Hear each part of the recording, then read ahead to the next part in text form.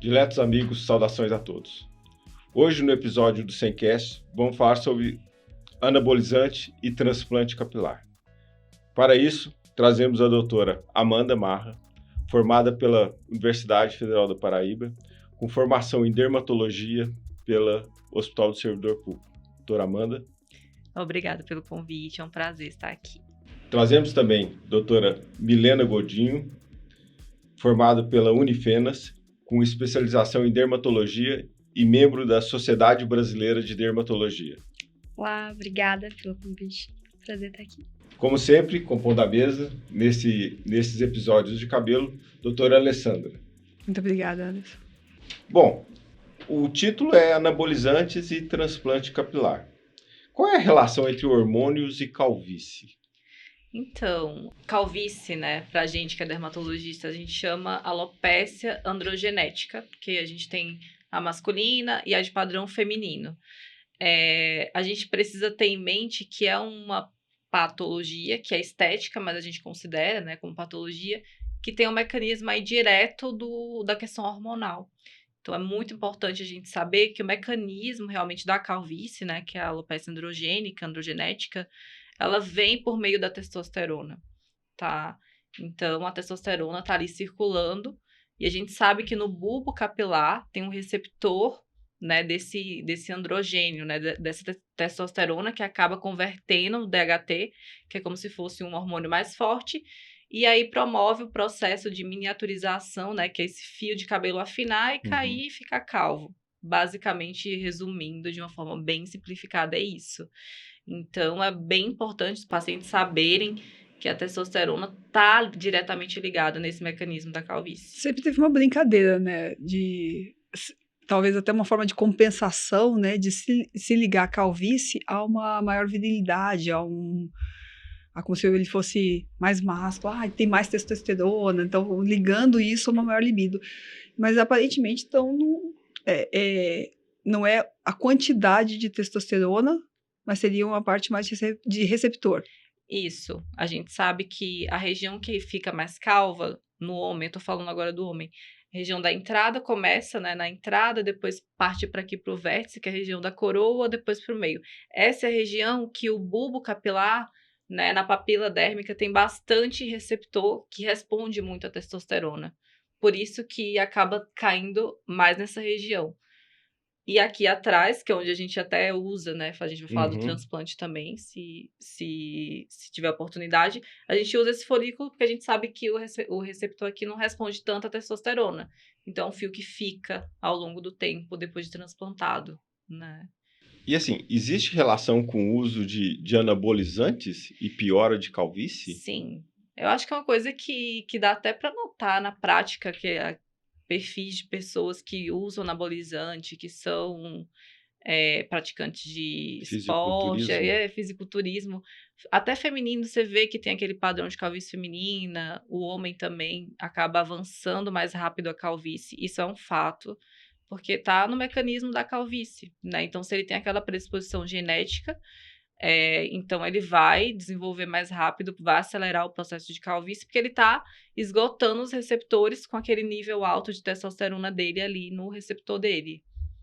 Anabolizante, suplemento hormonal à base de testosterona ou derivados da testosterona aumentam a queda de cabelo, tanto para homens quanto para mulheres. Mas no caso de mulher não tem o receptor? Também tem. Em menor quantidade, mas também tem. É a alopecia androgenética de padrão feminino. É um padrão um pouco diferente, né? Que a mulher não costuma ter entrada. A mulher costuma ter a rarefação aqui em cima. Então, a mulher que vai usar o anabolizante lá, o derivado da testosterona, oxandrolona, que é bem comum de mulheres usarem, né? Então, ela começa a perceber que esses fios aqui do topo da cabeça começam a afinar, começa a perceber ali o rabo de cavalo, né? Que a mulher faz aqui, tá mais fininho. Então, é isso que ela vai notando. É diferente do homem que nota a entrada, é mais notável no homem. Mas a alopecia androgenética, assim, ela tem primeiro um fator genético, né? Sim, com certeza. Tem, não é todo paciente que vai usar anabolizante e vai ficar calvo. Tem que ter uma predisposição. A gente não sabe até que ponto A gente sabe alguns genes que já estão ligados, mas a gente não tem total conhecimento de quais genes e como que funciona essa genética, né? O que a gente sabe também é que para o homem ter calvície, esse gene da calvície pode vir tanto do pai quanto da mãe Isso. ou da linhagem paterna ou materna. Para a mulher ter calvície, ela tem que necessariamente ter vindo o gene de calvície do lado materno e do lado paterno para É, desenvolver uma calvície. Ela pode ser expressão... portadora do gene sem desenvolver calvície, né? E é interessante, porque às vezes o pai não é calvo, a mãe não é calva, mas o filho tem calvície. É, Com certeza veio o gene da linhagem materna. que Olha a aqui. mãe ela era heterozigótica, possivelmente, né? Exatamente. Então, de vez em quando, essa relação de, Pula, né? mas meu pai não é.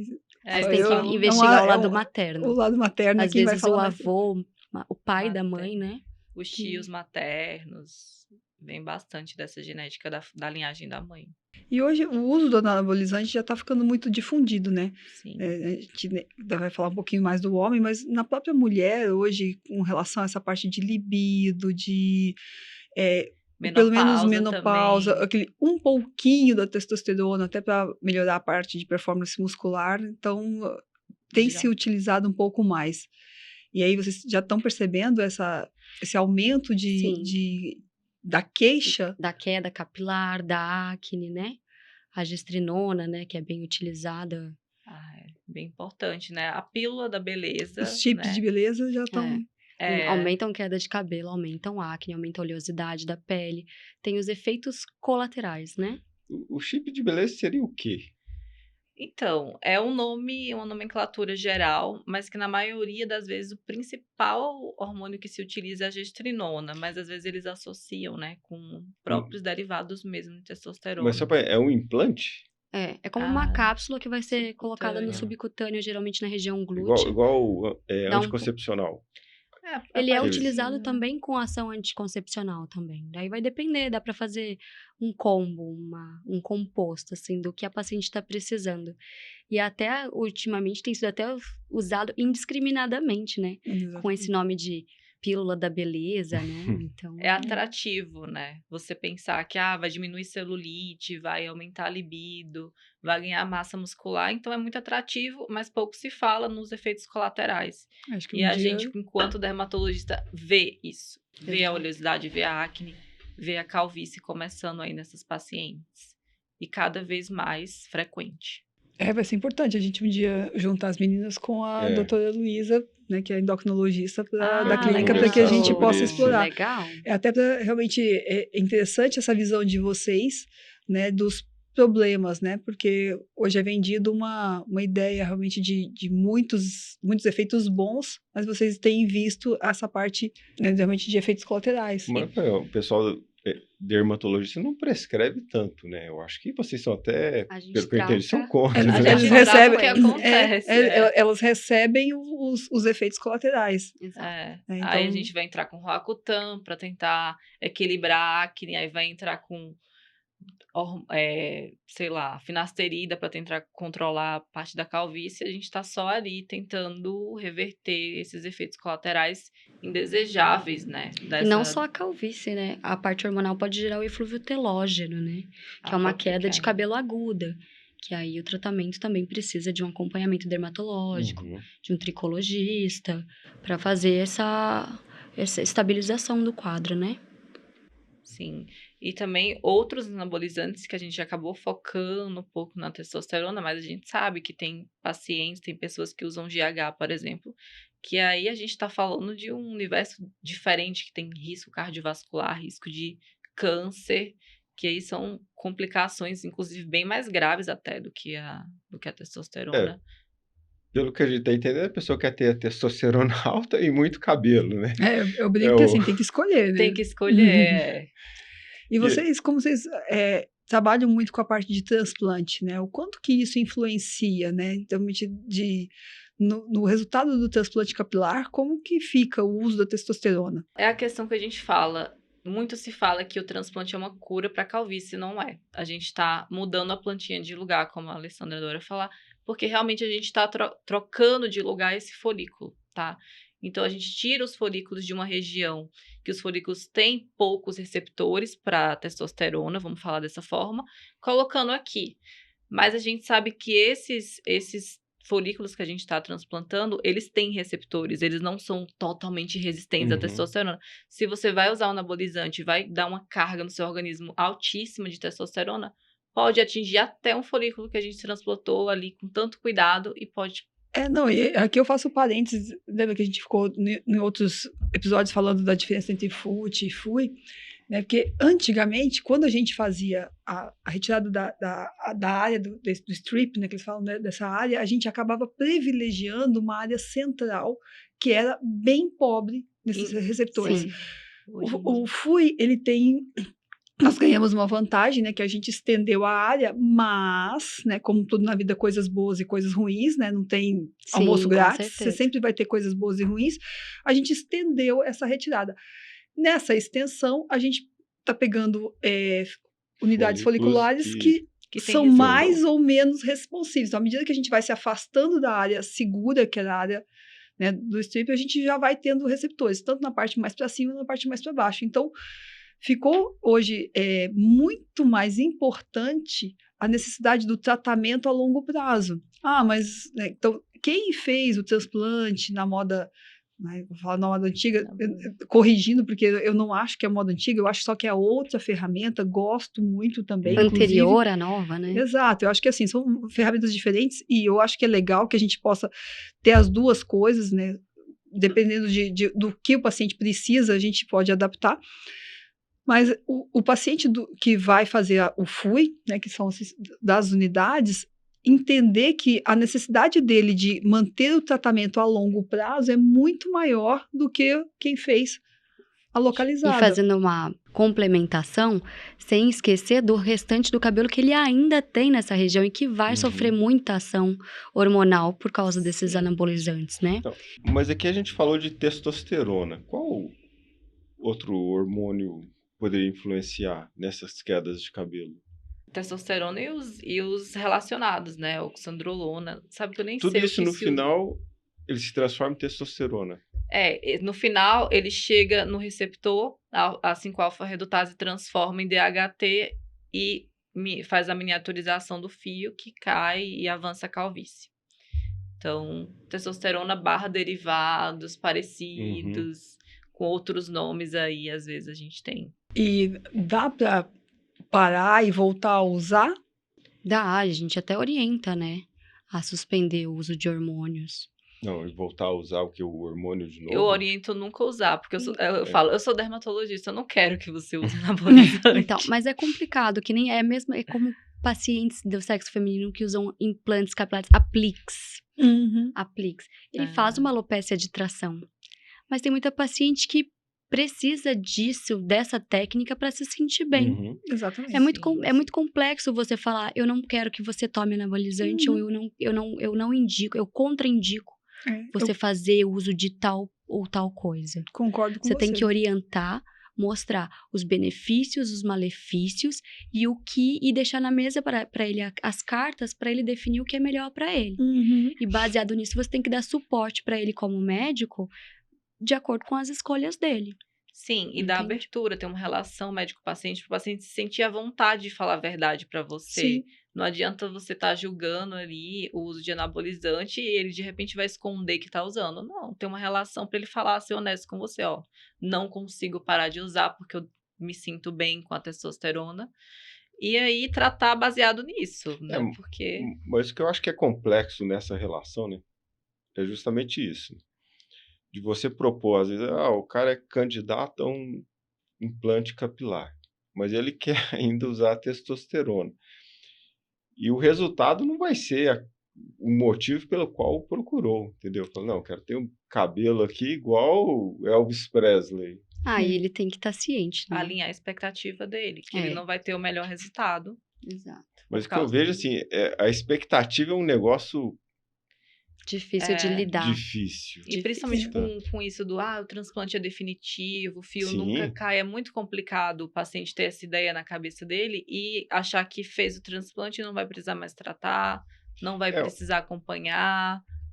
A impressão que eu tenho é que na atualidade, né, algumas coisas são vendidas como se fosse isso. Assim, olha, você vai fazer um Solução. implante, você vai ter uma solução definitiva para o seu cabelo, e não é bem assim, né? É isso que a gente pontua Longe muito, disso. nessa necessidade realmente de você estar com acompanhamento médico, de fazer o tratamento, né, os procedimentos todos em lugares realmente sérios, que se preocupem Com com a acompanhamento. doença, com acompanhamento. Não é só o pré, né? É o pós-transplante também que é Exato, importante. né? Porque assim, eu, né, como cirurgiã, fico muito preocupada com as soluções fáceis, né? Então, do mesmo jeito que era, lipo light, lipo isso, lipo aquilo, você minimizar uma cirurgia, Sim. né?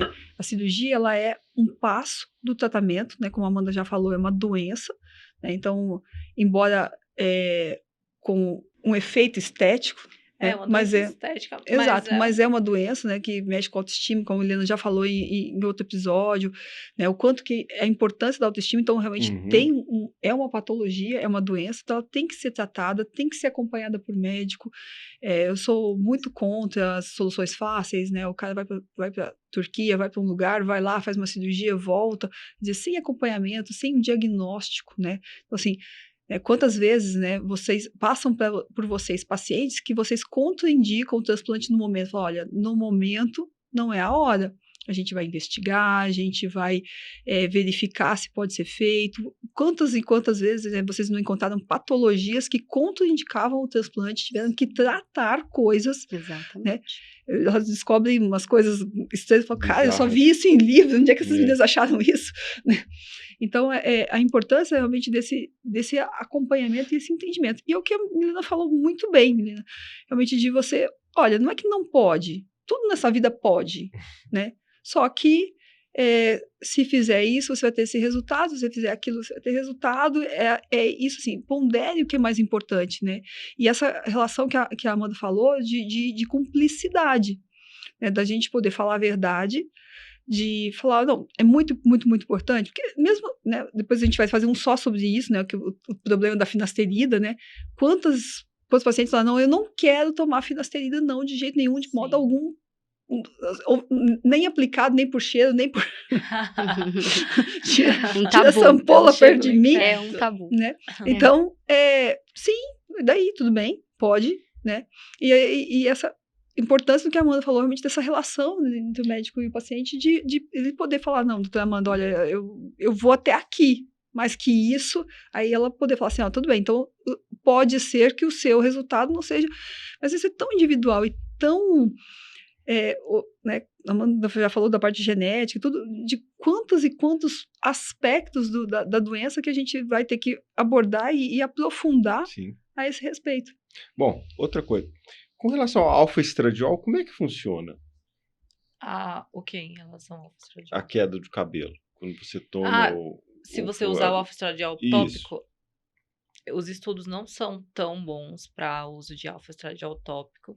Tem alguns pacientes que a gente acaba usando, pacientes que são resistentes a finasterida, dutasterida, mas o que a gente tem de estudo robusto mesmo para calvície, a gente usa mais minoxidil, é o grupo, né, dos inibidores da alfa-redutase, que são finasterida e duta.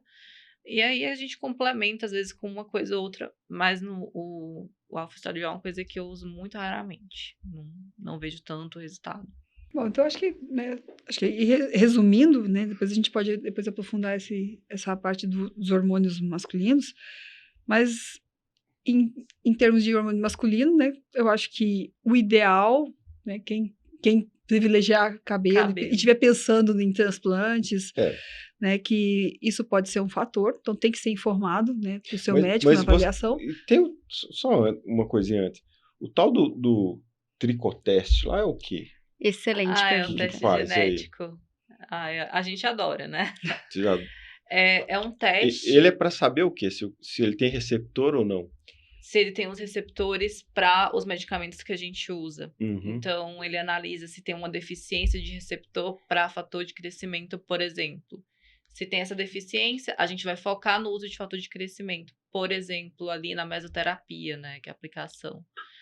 Ou se tem o receptor Se ele tem melhor resposta à dutasterida ou à finasterida, Sim. que é um tratamento de longo prazo, que é um divisor de águas. Eu já tomei finasterida por muitos anos e não vi melhora. E aí a gente tem a dutasterida, que ele é um medicamento de nova geração, e que realmente pelo tricoteste a gente consegue definir, realmente a finasterida não é tão boa mesmo para você, ou não, olha, você está equivocado, olha, você realmente tem receptor, talvez você não tenha tido um bom acompanhamento médico, e agora seria legal a gente fazer um tratamento realmente específico para o seu teste genético. Então, ele é muito legal. Eu acho bem interessante, porque não só individualiza, né, esse tratamento que o paciente vai usar para a vida em casa, de comprimido, de loçãozinha à noite, quanto até para as terapias que a gente faz, que é o MMP, a mesoterapia, a gente consegue fazer também baseado nesse resultado. Então, isso é bem interessante. A gente faz um tratamento bem individualizado, bem especial para aquele paciente. Mas o paciente que geneticamente ele é programado para não ter a calvície, aí, em tese, não tem tanto problema. Ele não vai cair no nosso consultório, provavelmente, né? Se ele não tiver. Não por esse motivo. Não pela androgenética, né? Eu acho que depois um dia a gente pode aprofundar, mas eu acho que o tricoteste, ele não é um teste para perceber o gene da calvície, né? Na verdade, o tricoteste, ele é um... direcionar o tratamento. É mais para o tratamento. Ele explicaria... né, mais ou menos, assim, por que eu tomei finasterida, eu não deu nada, a minha amiga tomou e dela foi muito bom. Então, ele testa alguns genes, a gente ainda tem lacunas de conhecimento, provavelmente a gente não sabe todos, porque, às vezes, assim, uma droga só, minoxidil, ele testa 3 genes, né? Então, às vezes, você tem uma resposta assim, você tem um gene que diz que responde bem, um gene que diz que responde bem, mas tem que ser em doses dobradas, e um gene que responde mal. Então, até essas misturas, no momento a gente ainda não tem todas as respostas, por isso que às vezes alguns pacientes questionam assim, mas então não adiantou eu fazer o tricoteste? Não, adianta sim, porque, por exemplo, se você tem os 3 genes que não respondem de nada naquela medicação, a gente nem testa.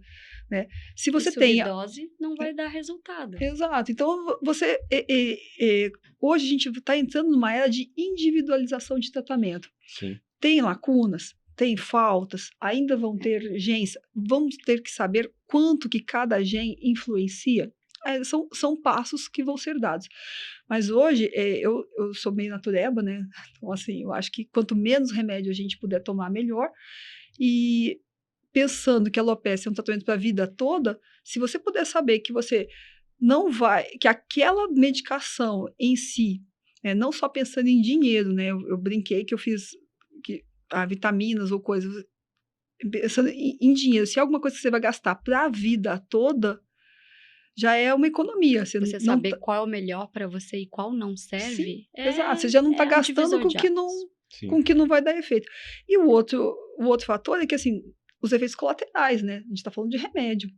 Então, você vai tomar um negócio a vida inteira que não está te trazendo nada de bom, mas com certeza vai estar ali atuando em algum lugarzinho indesejado. Então, acho que depois a gente pode abordar o tricoteste de uma forma até... um episódio só de tricoteste. Mas eu acho que é super interessante. E eu sou muito a favor de individualidade, né? Então, é isso que a gente trabalha a ponto de cada paciente ser um paciente, cada paciente ele ser visto de forma individual, o acompanhamento a longo prazo, uma programação. Então, isso tudo tem que ser realmente feito de uma forma individualizada. E a liberação do uso ou não do anabolizante é o que as meninas falaram. Assim, uma ponderação. É uma ponderação, porque talvez numa época de vida seja muito importante para ele usar. Dali a pouco, pode ser que ele já... o efeito do anabolizante para ele passa a não fazer tanto sentido. E aí é o acompanhamento para a vida toda que elas vão tira remédio, põe remédio. É uma dança. Bom, obrigado a vocês, obrigado à nossa audiência e até o nosso próximo episódio. Meu muito obrigado.